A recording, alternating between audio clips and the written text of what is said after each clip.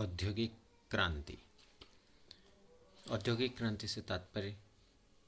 औद्योगिक क्रांति शब्द का सर्वप्रथम प्रयोग इंग्लैंड के आर्थिक इतिहासकार अर्नोल्ड टैनबी ने किया था। उसके अनुसार औद्योगिक क्रांति ने मानव जीवन को तीव्र गति से एवं बहुत अधिक प्रभावित किया। वस्तुतः औद्योगिक क्रांति तत्कालीन उत्पादन प्रणाली में आमूलचूल परिवर्तन थी, जिसमें शिल्प के स्थान पर शक्ति संचालित यंत्रों से काम लिया जाने लगा। इस प्रकार औद्योगिक संगठनों में भी परिवर्तन होने लगा था। कुछ विद्वानों ने औद्योगिक क्षेत्र में हुए इस परिवर्तन के लिए क्रांति के स्थान पर विकास शब्द को उपयुक्त माना है। अर्नोल्ड टैनबी ने अपनी पुस्तक लेक्चर्स ऑन इंडस्ट्रियल रेवोल्यूशन में स्पष्ट करते हुए लिखा है कि औद्योगिक क्रांति कोई आकस्मिक घटना नहीं है, वरन विकास की एक सतत प्रक्रिया है। 18वीं सदी के उत्तरार्ध एवं 19वीं सदी में ब्रिटिश उद्योगों को अनेक महत्वपूर्ण एवं व्यापक परिवर्तनों से गुजरना पड़ा था। इन परिवर्तनों को समग्र रूप से औद्योगिक क्रांति कहा जाने लगा था। वस्तुतः यह कोई आकस्मिक घटना नहीं थी, किंतु विकास की एक सतत प्रक्रिया थी। 18वीं सदी के मध्य में हुई औद्योगिक क्रांति का यूरोपीय इतिहास में एक युग विभाजक महत्व है। सामान्य संदर्भों में औद्योगिक क्रांति को उद्योग के क्षेत्र में होने वाले तीव्र विकास के स्तर पर परिभाषित किया जाता है, किंतु वास्तव में यह सिर्फ उत्पादन के तीव्र विकास से संबंधित नहीं थी, वरन एक क्रांति थी। इस क्रांति का तात्पर्य है कि औद्योगिक क्रांति अपने उद्भव, विकास एवं प्रभाव तीनों स्तरों पर विविध आयामी और दूरगामी थी। यह सिर्फ आर्थिक घटना ही नहीं, वरन सामाजिक, राजनीतिक एवं सांस्कृतिक संदर्भों से भी जुड़ी हुई थी। औद्योगिक क्रांति की पृष्ठभूमि। 18वीं सदी के मध्य में ब्रिटेन में प्रारंभ औद्योगिक क्रांति से अनेक रूपों में आधुनिक यूरोप से प्रारंभ होता है। औद्योगिक क्रांति के प्रारंभ को पूंजीवाद के वास्तविक प्रारंभ के रूप में देखा जा सकता है। औद्योगिक क्रांति की पृष्ठभूमि 15वीं शताब्दी के पुनर्जागरण से प्रारंभ हुई थी, जो विभिन्न राजनीतिक, सामाजिक, आर्थिक, सांस्कृतिक तथा वैज्ञानिक संदर्भों पर आधारित थी। राजनीतिक संदर्भों में सामंतवाद का पतन हुआ और राजा के पास सर्वोच्च शक्ति के विकास के रूप में राष्ट्र राज्यों का विकास हुआ। ब्रिटेन राष्ट्र राज्य के विकास का आदर्श उदाहरण प्रस्तुत करता है। इन राष्ट्र राज्यों ने अर्थव्यवस्था के विकास में सकारात्मक भूमिका निभाई थी।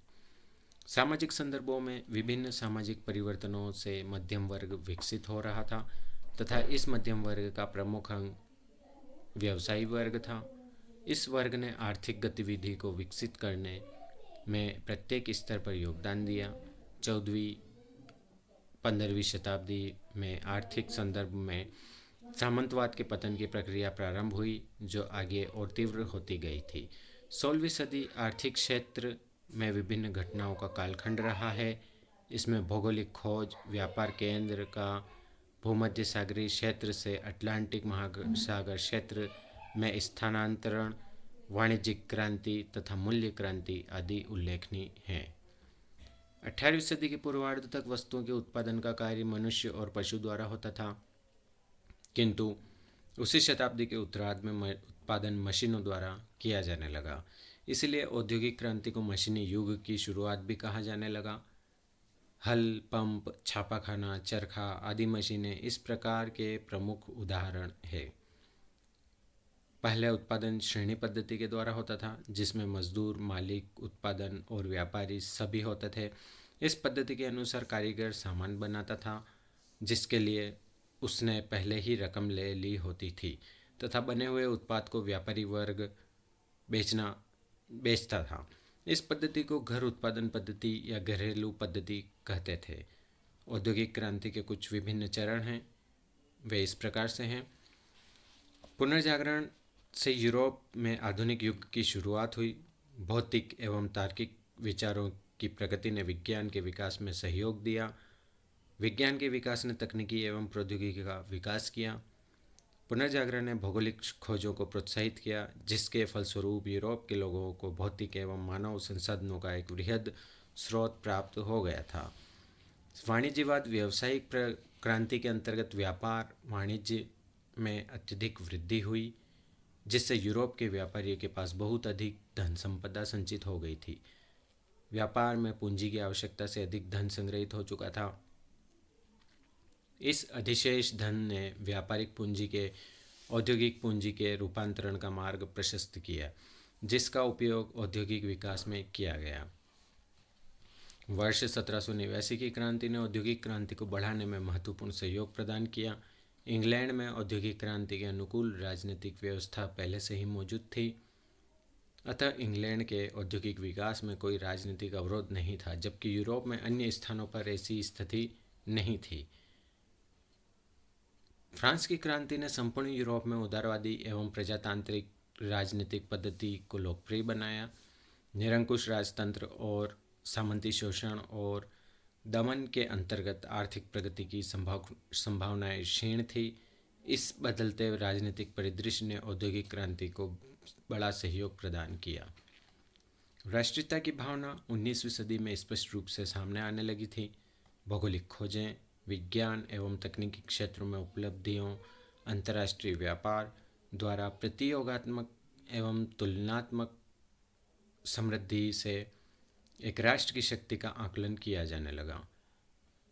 जब इंग्लैंड में औद्योगिक क्रांति हुई और उसने यूरोप में अपनी सर्वश्रेष्ठता स्थापित की, तो यूरोप के अन्य राज्य राष्ट्रवादी भावना से प्रेरित होकर औद्योगिक विकास के कार्यों की ओर प्रवृत्त हुए। औद्योगिक क्रांति से पूर्व यूरोप में उत्पादन या पुटिंग आउट पद्धति या घरेलू पद्धति पर आधारित था। इस व्यवस्था के अंतर्गत पूंजीपति व्यापारी कारीगरों को कच्चा माल देता था तथा कारीगर अपने निवास पर ही अपने औजारों से वस्तुओं का निर्माण करता था। अब पूंजीपतियों ने अपनी सुविधा के लिए सारे कारीगरों को एक जगह एकत्र कर उत्पादन करवाने की योजना बनाई, तो स्वतः ही कारखाना पद्धति का जन्म हुआ, जिसने औद्योगिक क्रांति के लिए आधारभूत ढांचा उपलब्ध करवाया या करा। कारखाना पद्धति के विकसित होने से श्रम विभाजन एवं कार्यदक्षता बढ़ी, जिससे स्वतः ही उत्पादन क्षमता में वृद्धि हुई। प्राकृतिक कारण, ब्रिटेन में कोयले एवं लोहे के विशाल भंडार थे तथा दोनों खनिज एक साथ एक स्थान पर ही उपलब्ध थे। खनिज औद्योगिक विकास के लिए आधारभूत तत्व होते थे। इन दोनों की उपलब्धि ने इंग्लैंड में औद्योगिक क्रांति को तीव्रता प्रदान की। ब्रिटेन के अनेक क्षेत्रों में नदियों में पर्याप्त जल उपलब्ध था। इसी कारण वहां जल विद्युत परियोजनाएं भी स्थापित की गईं, जिससे प्राप्त ऊर्जा का उपयोग उद्योगों के लिए किया जाने लगा था। कृषि पद्धति में परिवर्तन। ब्रिटेन में हुए औद्योगिक क्रांति में वहां की परिवर्तित कृषि पद्धति से बहुत सहायता मिली। प्रारंभ में ब्रिटिश कृषि पिछड़ी हुई थी। यहाँ के खेत खुले हुए होते थे, जिससे उनकी उपज को पशुओं द्वारा अत्यधिक नुकसान पहुंचाया जाता था। पशुओं के अलग चारागाह की व्यवस्था नहीं होने से पशुपालन व्यवसाय भी ज़्यादा लाभदायक नहीं था। 17वीं सदी के अंत तक ब्रिटेन के बड़े भूस्वामियों ने वहाँ के शासकों पर दबाव बनाकर घेराबंदी कानून पारित करवाया, जिसके कारण से अब खेत सुरक्षित हो गए तथा विस्तृत क्षेत्र में कृषि संभव हो सकी। परिणामतः कृषि एवं पशुपालन से होने वाली आय अत्यधिक बढ़ गई तथा इतना उत्पादन होने लगा कि जनसंख्या के एक बड़े भाग को भोजन उपलब्ध कराया जा सके। दूसरा प्रभाव यह हुआ कि हजारों कृषक अपनी जमीनों से बेदखल हुए तथा आजीविका के परंपरागत साधन को खो बैठे थे। ऐसे बेरोजगार लोगों की उपलब्धता से ब्रिटिश कारखानों में कामगारों की समस्या का समाधान भी हो गया। जनसंख्या में वृद्धि। 18वीं 19वीं शताब्दी में चिकित्सा पद्धति और गरीबों के जीवन स्तर में सुधार के कारण जनसंख्या में भी वृद्धि हुई। जनसंख्या में यह वृद्धि उस समय हुई जब उत्पादित वस्तुओं की संख्या में भी वृद्धि हो रही थी। बढ़ती हुई जनसंख्या से एक और नए खरीदार वर्ग का उद्भव हुआ, तो दूसरी ओर मजदूरों की संख्या में भी वृद्धि हुई। मजदूरों की संख्या बढ़ने से श्रम सस्ता हो गया। मिल मालिकों ने सस्ते श्रम का लाभ उठाकर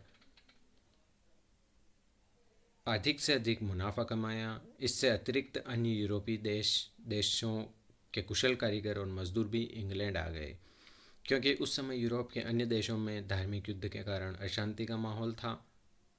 बाहर से आए कुशल कारीगरों और मजदूरों ने भी इंग्लैंड के उद्योगों को सस्ता और कुशल श्रम उपलब्ध कराकर औद्योगिक क्रांति में महत्वपूर्ण योगदान दिया।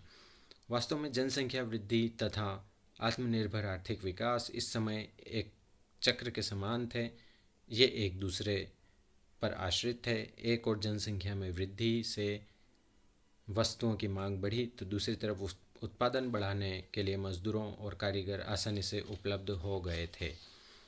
यातायात व संचार साधनों में सुधार।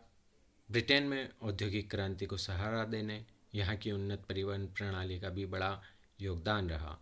वाष्प इंजन की खोज ने इस दिशा में क्रांतिकारी परिवर्तन किया। यहाँ की परिवहन प्रणाली में रेल के आगमन से और तीव्रता आ गई थी। 1829 ईस्वी में जॉर्ज स्टीफेंसन ने वाष्प इंजन का प्रयोग करते हुए इस दिशा में महत्वपूर्ण योगदान दिया। स्कॉटलैंड निवासी मैकडम ने सड़क निर्माण का नया तरीका खोज निकाला। उसने इसका प्रयोग करते हुए सड़क को भारी वाहनों के आवागमन के अनुकूल बना दिया था।